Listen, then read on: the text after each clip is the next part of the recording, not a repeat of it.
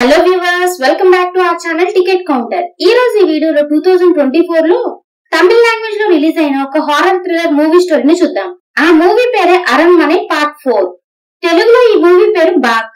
ఈ మూవీలో తమన్నా భాటియా, రాశి ఖన్నా కలిసి నటించడం జరిగింది. మూవీ అయితే చివరి వరకు చాలా బాగుంటుంది, అందుకే ఎక్కడ మిస్ చేయకుండా ఎండ్ వరకు చూడండి. ఇలాగే మరి కొన్ని వీడియోస్ ని చూడాలి అనుకుంటే మన ఛానల్ ని సబ్స్క్రైబ్ చేసుకుని ఫాలో అవుతూ ఉండండి. మరి మూవీని స్టార్ట్ చేద్దామా? మూవీ స్టార్ట్ అవగానే అస్సాం ప్రాంతంలోని మారుమూల పల్లెటూరులో ఒక పంతులు గారు తన కూతుర్ని పడవలోకి ఎక్కించుకొని గుడి దగ్గర జరుగుతున్న జాతర దగ్గరికి తీసుకువెళ్తూ ఉంటారు.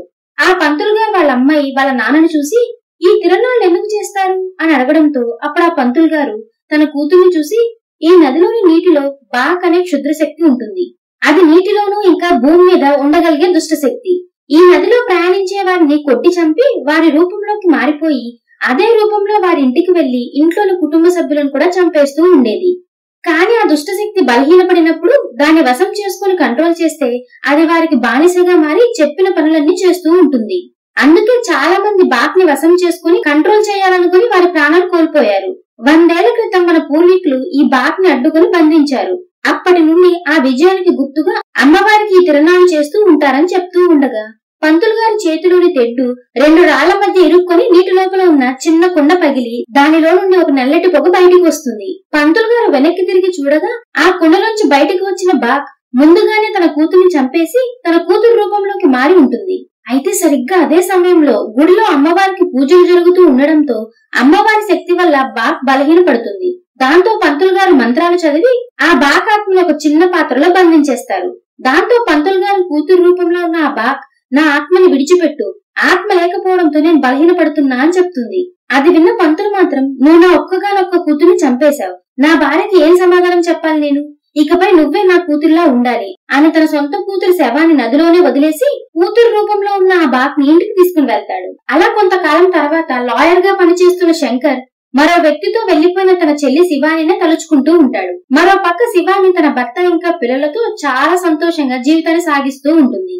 అలా ఒక రోజు శివాని భర్త సంతోష్ మార్నింగ్ వాకింగ్ కి వెళ్ళగా రవి అనే యూట్యూబర్ సంతోష్ కి ఎదురుపడి మన ఫారెస్ట్ ఏరియా మొత్తాన్ని యూట్యూబ్ లో చూపించడానికి రికార్డ్ చేస్తున్నానంటాడు. ఆ వెంటనే సంతోష్ మరికొంత దూరం వెళ్ళగా అక్కడ ఒక పొగలాగా వచ్చి భూమిలో నుంచి ఒక చెయ్యి బయటికి వచ్చి సంతోష్ ని లాగి చంపేస్తుంది. అలా బాగ్ సంతోష్ ని చంపి సంతోష్ రూపంలోకి మారి ఇంటికి వెళ్లి శివానిని చూసి పిల్లలెక్కడా అని అడుగుతూ ఉంటాడు. అలా కాసేపటికి ఊర్లోని వారు శివాని ఇంటి దగ్గరికి వచ్చి అడవి ప్రాంతంలో మీ భర్త సంతోష్ శవం ఉందని చెప్పడంతో శివాని ఏడుస్తూ ఆ శవం దగ్గరికి పరుగు తీస్తుంది. అలా శివాని శవం దగ్గరికి పరుగు తీయగా శివాని అటు వెళ్ళగానే అడవిలో వీడియో తీస్తున్న రవి శివాని ఇంట్లో కుక్క రావడం విని శివాని ఇంట్లోకి వెళ్లి చూడగా అక్కడ బావి దగ్గర శివాని కూతురు శక్తి తలకి గాయమయ్యి కింద పడిపోయి ఉంటుంది. దాంతో రవి బావిలోకి చూడగా బావిలో శివాని ఉరివేసుకుని చనిపోయి కనిపిస్తుంది. దాంతో రవి అక్కడున్న శక్తిని వెంటనే హాస్పిటల్ కి తరలిస్తాడు. అలా 2 రోజులు గడిచాక ఒక వ్యక్తి శంకర్ దగ్గరకు వచ్చి మీ చెల్లి వాళ్ళ ఆయన ఉదయం వాకింగ్ కి వెళ్లి అడవిలో గుండెపోటు వచ్చి చనిపోయాడంట. భర్త మరణ వార్త విని తట్టుకోలేక నీ చెల్లి శివాని కూడా ఆత్మహత్య చేసుకుని చనిపోయింది అని చెప్పడంతో శంకర్ ఇంకా వాళ్ళ అత్తయ్య సరళ కలిసి శివాని ఇంటికి బయలుదేరతారు. నిజానికి శివాని భర్త సంతోష్ తాపీ మేస్త్రి అయినటువంటి శ్రీనివాస్ ఇంకా కాంట్రాక్టర్ అయినటువంటి కిషోర్ తో కలిసి కన్స్ట్రక్షన్ పని చేస్తూ ఉంటాడు. సంతోష్ సడన్ గా చనిపోవడంతో శ్రీనివాస్ ఇంకా కిషోర్ల మీద అప్పులు ఇచ్చిన వారి ఒత్తిడి పెరుగుతూ ఉంటుంది. దాంతో శివాని వాళ్ళ ఇల్లు అమ్మి ఆ డబ్బుతో అప్పులు తీర్చాలని అనుకుంటూ ఆ ఇంట్లోనే ఉండడం మొదలు పెడతారు వీళ్ళిద్దరు. అదే సమయంలో సంతోష్ కి అప్పు ఇచ్చిన జమీందార్ కూడా నా మనవరాలి పెళ్లి కోసం దాచిన డబ్బుని సంతోష్ కి అప్పుగా ఇచ్చాను, అందుకే ఈ ఇల్లమ్మి డబ్బిచ్చే వరకు నేను నా మనవరాలు మాయా కూడా ఇదే ఇంట్లో ఉంటామని అక్కడే ఉండడం మొదలు పెడతారు. అలా శంకర్ ఇంకా సరళ కలిసి శివాని వాళ్ళ ఇంటికి వెళ్లే సమయంలో ఆ ఇంట్లో శివాని పిల్లలతో పాటు శ్రీనివాస్, కిషోర్, జమీందార్ తో కలిసి వాళ్ళ మనవరాలు మాయా కూడా ఆ ఇంట్లోనే ఉంటూ ఉంటారు. శివాని కూతురు శక్తికి తలకి గాయం అవ్వడం వల్ల తను కోమాలోకి వెళ్లిపోతుంది. దాంతో ఆ ఇంట్లోనే ఉంటున్న మాయా కూడా డాక్టర్ కావడంతో శక్తికి ఆ ఇంట్లోనే వైద్యం చేస్తూ ఉంటుంది. అలా అందరూ కలిసి ఆ ఇంటిని అమ్మి అందరి అప్పుల్ని తీర్చే వరకు అక్కడే ఉండాలని నిర్ణయించుకొని అక్కడే ఉంటూ ఉంటారు. అయితే ఆ ఇంట్లోని అందరికి వేరు వేరు సందర్భాలలో ఏదో ఒక ఆత్మ కనిపించడం మొదలవుతుంది.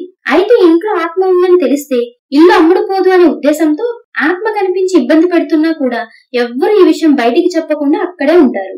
అయితే శంకర్ మాత్రం నా చెల్లి ఆత్మహత్య చేసుకునేంత పిరికిదైతే కాదు, అని వెంటనే యూట్యూబర్ రవితో కలిసి వెళ్లి పోలీస్ స్టేషన్ లోని ఇన్స్పెక్టర్ ని చూసి, నా చెల్లిది ఆత్మహత్య కాదు, మీరు సరిగ్గా విచారించండి, ఇది హత్య అయి ఉంటుంది అని అనగా ఇన్స్పెక్టర్ మాత్రం శంకర్ మాటలు అసలు ఏం పట్టించుకోడు. దాంతో కానిస్టేబుల్ శంకర్ ని చూసి, ఊరిలో తిరణాలు జరుగుతున్నాయి, అవి 10 ఏళ్లకు ఒక్కసారి జరుగుతాయి, అందుకే ఇన్స్పెక్టర్ ఆ తిరణాల బాధ్యత విషయంలో తలములకలై ఉన్నాడు, ఒక 2 రోజుల్లో తిరణాలు ముగిసిపోతాయి, కాబట్టి మీరు అప్పుడు రండి అని చెప్తాడు. దాంతో ఇంకా రవి అండ్ శంకర్లు తిరిగి వెళ్లిపోతూ ఉండగా రవి తన కెమెరాలో షూట్ చేసిన వీడియోస్ ని శంకర్ కి చూపిస్తూ ఉంటాడు. ఆ కెమెరాలో ఒక వీడియోలో శివాని భర్త సంతోష్ వాకింగ్ కి వెళ్తూ ఉన్న సమయంలో ఒక స్వామీజీ శివాని భర్తని ఫాలో అవుతున్నట్లుగా రికార్డ్ అయి ఉంటుంది. అది చూసిన శంకర్ అసలు సంతోష్ ని ఫాలో అవుతున్న ఆ స్వామీజీ ఎవరు అనే ఆలోచనలో పడతాడు. అదే సమయంలో రవి శంకర్ ని చూసి, ఆ రోజు సంతోష్ చనిపోయాడని తెలిసి మీ చెల్లి ఊర్లో వారితో పాటు సంతోష్ శవం దగ్గరికి పరిగెత్తుకుంటూ వెళ్లడం నేను చూశాను. ఆ వెంటనే మీ చెల్లి ఇంట్లోకి వెళ్లి చూడగా అక్కడ బావిలో మీ చెల్లి శవం కనిపించింది. నాకేం అర్థం కాలేదు. ఇదే విషయాన్ని మా నాన్నకి చెప్పాను. మా నాన్న మాత్రం ఊర్లో తిరణాలు జరుగుతున్నాయి కదా, అవి అయ్యే వరకు కామ్ గా ఉండు అని చెప్పాడు. ఆయన ఈ ఊరు ప్రెసిడెంట్ కదా, అందుకే తిరణాల గురించి ఆలోచిస్తూ ఉంటాడని చెప్తాడు రవి. అలా ఇద్దరు కారులో వెళ్తూ ఉండగా వారి కారు ముందుకి ఏదో వింత ఆకారం వచ్చి కనిపించడంతో శంకర్ కారు దిగి ఆ చుట్టూ తిరుగుతూ వెతుకుతూ ఉంటాడు. సరిగ్గా అదే సమయంలో శివాని రూపంలో ఉన్న కారులో ఉన్న రవి మీద అటాక్ చేస్తుంది. అదే సమయంలో సంతోష్ చనిపోయే ముందు తనని ఫాలో అవుతూ కనిపించిన అదే స్వామీజీ శివాని ఇంటి చుట్టూ తిరుగుతూ ఏవో మంత్రాలు చదువుతూ ఉండడంతో ఆ ఇంట్లో ఉన్న ఆత్మ ఆ స్వామీజీని ఇంట్లోకి చూడనివ్వకుండా కిటికీలు తలుపులు అన్ని మూసేస్తూ ఉంటుంది. మరో పక్క అడవిలో చుట్టూ తిరిగిన శంకర్ వెనక్కి వచ్చి చూడగా అక్కడ రవి కాని తన కార్ కాని కనిపించదు. కేవలం రవి కెమెరా మాత్రమే కనిపిస్తుంది. దాంతో ఆ తర్వాత రోజు మాయా ఇంకా శంకర్లు ఊర్లోని తిరణాలకు వెళ్లగా అక్కడున్న కానిస్టేబుల్ వీరిని చూసి, తిరణాల చివరి రోజు చాలా బాగుంటుంది, అమ్మవారి విగ్రహం చేతిలో ఉన్న శూలాన్ని ఎదురుగా ఉన్న రాక్షసుడి విగ్రహం మీదకి వేస్తారు, అప్పుడు ఆ రాక్షసుడి విగ్రహం మొత్తం కాలి బూడిదైపోతుంది అని పెద్ద రాక్షసుడి బొమ్మను చూపిస్తాడు కానిస్టేబుల్. సరిగ్గా అదే సమయంలో ఆ ఊరిలో మనకి మూవీ స్టార్టింగ్ లో బాకాత్మను బంధించిన పంతులు గారు కనిపిస్తారు. ఆ పంతులు గారు గుడి గోపురం మీదకి చూసి ఆ గుడి గోపురం మీద ఉండాల్సిన కలశం మిస్ అవడం చూసి షాక్ అయ్యి వెంటనే ఇంటికి వెళ్తాడు. మరో పక్క అడవిలో ప్రెసిడెంట్ కొడుకు అయినటువంటి రవి శవం కనిపించడంతో పోలీసులు విచారణ మొదలు పెడతారు. అయితే అదే ప్రాంతంలో శంకర్ కి అనుమానమున్న స్వామీజీ కనిపించడంతో శంకర్ ఆ స్వామీజీ వెంట పడతాడు. అయితే ఆ స్వామీజీ మాత్రం శంకర్ కి దొరకకుండా అడవిలోకి పారిపోతాడు. దాంతో శంకర్ పోలీసులను కలిసి అడవిలో గాలించగా స్వామీజీ స్థావరంలో స్వామీజీ కనిపించడు, కానీ అక్కడ ఏవో పూజలు జరిగినట్లు కనిపిస్తాయి. అంతేకాదు అక్కడ ఇప్పటి వరకు చనిపోయిన శివాని, తన భర్త సంతోష్, ఇంకా ప్రెసిడెంట్ కొడుకు రవి ఫోటోలు ఉండడం చూసి ఆశ్చర్యపోతారు వీళ్ళంతా. అదే కాకుండా అక్కడ కోమాలో ఉన్న శివాని కూతురు శక్తి ఫోటో కూడా ఉంటుంది. అది చూసిన పోలీసులు స్వామీజీ కోసం వెతకడం మొదలు పెడతారు. అదే సమయంలో కేసు గురించి ఆలోచిస్తున్న శంకర్ కి చనిపోయిన రవి తన మేనకోడలు వేరే వేరే సంవత్సరాల్లో పుట్టినప్పటికీ ఒకే రోజున పుట్టడం జరిగింది. అంతేకాదు వారిద్దరి శరీరాల మీద ఎర్రటి మచ్చలు ఉన్నట్లు తెలుసుకుంటాడు. అంటే పోయినసారి తిరణాలు జరిగిన సమయంలో శక్తి పుట్టి ఉంటుంది, అంతకు ముందు తిరణాలు జరిగిన సంవత్సరంలో చనిపోయిన రవి పుట్టి ఉంటాడు. అందుకే ఇద్దరు ఒకే నక్షత్రంలో పుట్టినవారు కాబట్టి రవి ముందుగా చనిపోయాడు. ఈ విధంగా చూస్తే శక్తికి కూడా ప్రమాదం పొంచి ఉందని శంకర్ మాయని చూసి, శక్తిని జాగ్రత్తగా చూసుకో, మన ఏరియా ఇన్స్పెక్టర్ కూడా తిరణాల సమయంలోనే పుట్టిన వ్యక్తి, ఆయన ఒంటి మీద ఎర్రటి మచ్చ ఉండడం నేను చూశాను, నేను వెళ్లి వెంటనే ఇన్స్పెక్టర్ ని కాపాడాలి అని బయటికి వెళ్తాడు శంకర్. పోలీస్ స్టేషన్ లో ఉన్న ఇన్స్పెక్టర్ కి స్టేషన్ బయట స్వామీజీ కనిపించడంతో ఇన్స్పెక్టర్ ఆ స్వామీజీని వెంబడిస్తూ అడవిలోకి వెళ్తాడు. ఆ వెంటనే ఇన్స్పెక్టర్ ని కాపాడడానికి స్టేషన్ కి వెళ్లిన శంకర్ ఇన్స్పెక్టర్ అడవిలోకి వెళ్లడం తెలుసుకుని వెంటనే అడవిలోకి వెళ్లి ఇన్స్పెక్టర్ ని వెతుకుతూ ఉంటాడు. అదే సమయంలో మూవీ స్టార్టింగ్ లో కనిపించిన పంతులు గారు శివాని ఇంట్లోకి వెళ్లి శివాని కూతురు శక్తిని చంపబోతూ ఉండగా ఆ ఇంట్లోని ఆత్మ ఆ పంతుల్ని ఇంట్లో నుంచి బయటికి తోసేస్తుంది. కానీ ఒక చిన్న ట్విస్ట్ ఉంది, ఆ ఇంట్లో ఉన్న ఆత్మ ఎవరిదో కాదు, శివానిదే. దాంతో ఆ పంతులు అక్కడి నుంచి పారిపోతాడు. అదే సమయంలో అడవిలో స్వామీజీ ఇన్స్పెక్టర్ ని చంపబోతూ ఉండగా శంకర్ వెళ్లి ఇన్స్పెక్టర్ ని కాపాడే ప్రయత్నం చేస్తాడు. కానీ ఇన్స్పెక్టర్ శరీరం దానంతటా అదే గాల్లోకి లేచి కత్తి మీద పడి చనిపోతాడు. అంతేకాదు అడవిలోనే ఎప్పటి నుంచో వెతుకుతున్న స్వామీజీ కూడా దొరికిపోవడంతో స్వామీజీని అరెస్ట్ చేసి స్టేషన్ కి తీసుకువెళ్తారు. మరో పక్క కోమాలో ఉన్న శక్తి కళ్ళు తెరిచి నార్మల్ గా మారుతుంది. అదే సమయంలో అస్సాం నుండి బాక్ ని తన కూతురిగా ఆ ఊరికి తీసుకువచ్చిన పంతులు గారి ఇంట్లో ఆ పంతులు గారు ఇంకా ఆ పంతులు గారి భార్య శవాలు కనిపిస్తాయి. మరో పక్క స్టేషన్ లో అరెస్ట్ చేసి ఉంచిన స్వామీజీని ఎంక్వైరీ చేయగా ఆ స్వామీజీ పోలీసులను చూసి, మాది కైలాసంలో ఉన్న భైరవ యోగి వంశం, దైవశక్తికి వ్యతిరేకంగా ఉన్న శుద్ధ శక్తిని అంతం చేయడమే మా వంశం యొక్క జన్మ లక్ష్యం. కొన్ని వందల సంవత్సరాల క్రితం మా వంశం వారు అస్సాంలోని బాక్ అనే క్షుద్ర శక్తిని బంధించారు. కానీ ఒక రోజు అనుకోకుండా కొండలో బంధించి ఉంచిన ఆ బాక్ ఆత్మ విడుదలయ్యి ఆ ఊరి పంతులు గారి కూతురిని చంపేసింది. కానీ ఆ పంతులు గారు బాక్ ఆత్మని బంధించి బాక్ ని తన సొంత కూతురుగా మార్చి ఇంటికి తీసుకువెళ్లారు. అంతేకాదు ఆ ఊరి నుంచి తన కుటుంబం మొత్తాన్ని తీసుకుని వెళ్లిపోయాడు. ఆ నదిలో పంతులు గారి కూతురు శవాన్ని చూసిన ఆ ఊరి జనం చాలా షాక్ లో ఉంటారు. ఎందుకంటే పంతులు గారి కూతురు ప్రాణాలతో ఊరు వదిలి వెళ్లడం వాళ్ళంతా చూసి ఉంటారు. మరి ఆ అమ్మాయి శవం ఇక్కడికి ఎలా వచ్చింది అని ఆశ్చర్యపోతారు. అప్పుడే నాకు బాక్ ఆత్మ బయటపడిందని అర్థమైంది. దాంతో మేము ఆ పంతులు కుటుంబాన్ని వెతుక్కుంటూ వేరు వేరు రాష్ట్రాలకు చేరుకున్నాము. అయితే ఆ పంతులు గారు మాత్రం బాక్ ద్వారా తన భార్యకి కూతురు లేని లోటు తెలియకుండా ఉండాలని బాక్ ని తన కూతురుగా ఉండమని చెప్పి బాక్ ఆత్మను బంధించిన కలశాన్ని ఈ ఊరి గుడి గోపురం మీద దాచారు. ఆత్మ లేకపోవడంతో బలహీనంగా ఉండడంతో కొంతకాలం బాగానే సాగింది. అయితే బాక్ కి తన ఆత్మ గోపురం మీద ఉందని తెలిసిపోయి తన ఆత్మను తను విడుదలయ్యేలా చేసుకుని పోయిన తన శక్తిని పూర్తి స్థాయిలో పొందాలని నిర్ణయించుకుంది బాక్. బాక్ కి పోయిన శక్తి పూర్తి స్థాయిలో తిరిగి రావాలంటే మార్గశిర మాసంలో మహానాగ పంచమి తిథి అంటే 10 ఏళ్లకు ఒక్కసారి వచ్చే తిథిలో పుట్టిన 3 మనుషుల్ని బలి తీసుకుంటే బాక్ శక్తులు పూర్తిగా తిరిగి వస్తాయి. ఆ తిథిలో పుట్టిన వారు ఈ ఊరిలో 3 ఉన్నారు. వారే శివాని కూతురు శక్తి, ప్రెసిడెంట్ కొడుకు రవి, ఇంకా ఆ స్టేషన్ లోని ఇన్స్పెక్టర్. అందుకే బాక్ ముందు శివాని భర్తని చంపి శివాని భర్త రూపంలోనే వాళ్ళ ఇంటికి వెళ్ళింది అంటూ జరిగింది మొత్తం చెప్పడం మొదలు పెడతారు ఆ స్వామీజీ. అలా స్టోరీ గతానికి వెళ్తుంది. బాక్ సంతోష్ ని చంపి సంతోష్ రూపంలో శివాని ఇంటికి వెళ్లి శక్తి కోసం వెతుకుతూ ఉండగా అద్దంలో బాక్ నీడను చూసిన శివాని వచ్చింది తన భర్త కాదని అర్థం చేసుకుని పిల్లల్ని బాక్ నుంచి కాపాడడానికి ప్రయత్నిస్తుంది. మూవీలో ఈ సీన్ అయితే చాలా బాగుంటుంది. తమన్నా గారు ఈ సీన్ లో ప్రాణం పెట్టి యాక్ట్ చేసినట్టు కనిపిస్తుంది. అయితే శివాని వాళ్ళ పిల్లల్ని కాపాడే ప్రయత్నంలో బాక్ శివానిని బావిలో ఉరివేసి చంపేస్తుంది. అదే సమయానికి ఊరి జనం సంతోష్ శవం గురించి చెప్పడానికి రావడంతో బాక్ శివాని రూపంలోకి మారి సంతోష్ శవం దగ్గరికి పరుగు తీసినట్లుగా నటిస్తుంది. అలా బావిలో వేలాడుతున్న శివాని శవాన్ని చూసిన శక్తి షాక్ అయ్యి కింద పడిపోవడంతో తన తలకి గాయమై కోమాలోకి వెళ్తుంది. అప్పటి నుంచి శివాని ఆత్మగా మారి ఇంట్లోని పిల్లలకి రక్షణగా ఉండడం మొదలుపెట్టింది. అదే సమయంలో స్వామీజీ కూడా శక్తి క్షేమంగా ఉందా లేదా అని తెలుసుకోవడం కోసం శివాని ఇంటి దగ్గరికి వెళ్ళగా అప్పుడు శివాని ఆత్మను చూసిన స్వామీజీకి అయితే శివాని ఆత్మ శక్తిని సురక్షితంగా చూసుకుంటుంది అని అనుకుంటాడు. అయితే బాక్ మాత్రం శక్తిని చంపడానికి లేట్ అవుతుంది కాబట్టి ముందు ప్రెసిడెంట్ కొడుకు రవిని ఆ తర్వాత ఇన్స్పెక్టర్ ని చంపేసి స్వామీజీ మీద అనుమానం వచ్చేలాగా స్వామీజీ రూపంలోనే తిరుగుతూ ఉంటుంది. అంతేకాదు ఆ బాకే ఆ కలశం నుంచి ఆత్మని బయటికి వచ్చేలా చేసి ఆ తర్వాత ఆ పంతుల్ని ఆ పంతులు గారి భార్యని చంపేస్తుంది. ఆ తర్వాత ఆ పంతులు గారి రూపంలోకి మారి శక్తిని చంపడానికి వెళ్ళగా శివాని ఆత్మ పంతుల రూపంలో ఉన్న బాక్ ని తరిమేస్తుంది. అలా జరిగింది చెప్పిన స్వామీజీ బాక్ ముందుగానే ఇద్దరిని చంపింది, ఇక చంపబోయేది శక్తినే. అందుకే దైవశక్తి తోడైతే గాని బాక్ ని ఆపలేమని చెప్తాడా స్వామీజీ. ఆ వెంటనే శంకర్ ఇంకా డిఎస్పీ అక్కడి నుంచి వెళ్ళగా బాక్ పోలీస్ స్టేషన్ లో ఉన్న స్వామీజీ మీద అటాక్ చేయడానికి పొగ రూపంలో రావడంతో స్వామీజీ ఏదో ఒక మంత్రం చదువుతూ ఆ పొగని తరిమి కొడతాడు.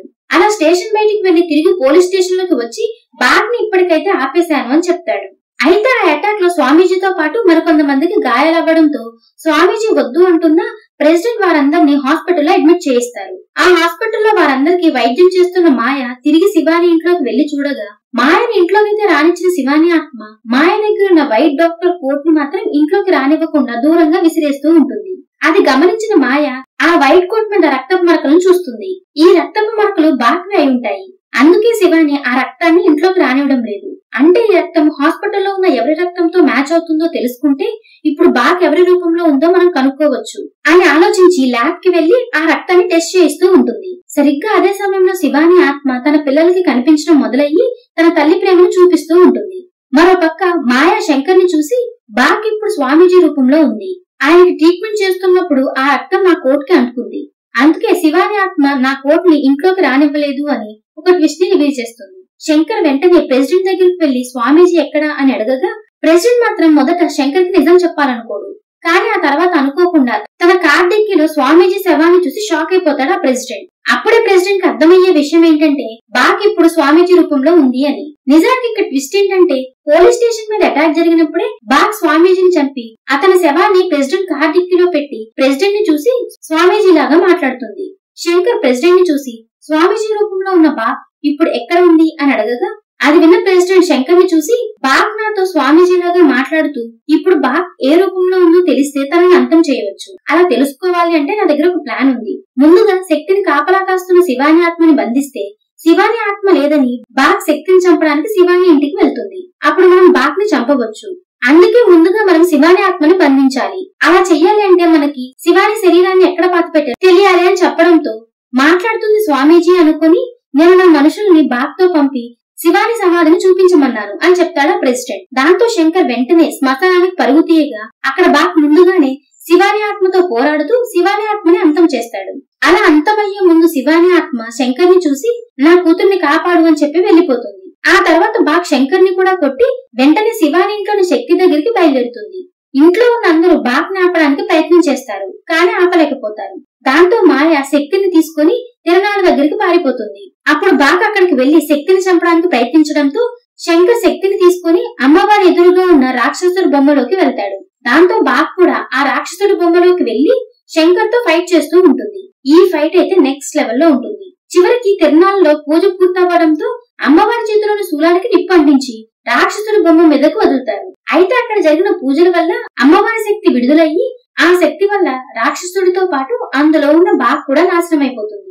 కానీ ఆ బొమ్మ నాశనం అయ్యే కొద్దిసేపటికి ముందే శంకర్ శక్తిని తీసుకుని రాక్షసుడి బొమ్మలోంచి బయటకు వచ్చేస్తాడు. దాంతో బాగ్ మాత్రం అంతమవ్వగా శక్తి సురక్షితంగా ఉంటుంది. సరిగ్గా అక్కడతో ఈ మూవీ ఎండ్ అవుతుంది. ఈ మూవీ మీకు ఎలా అనిపించిందో కామెంట్ చేసి చెప్తారు కదా.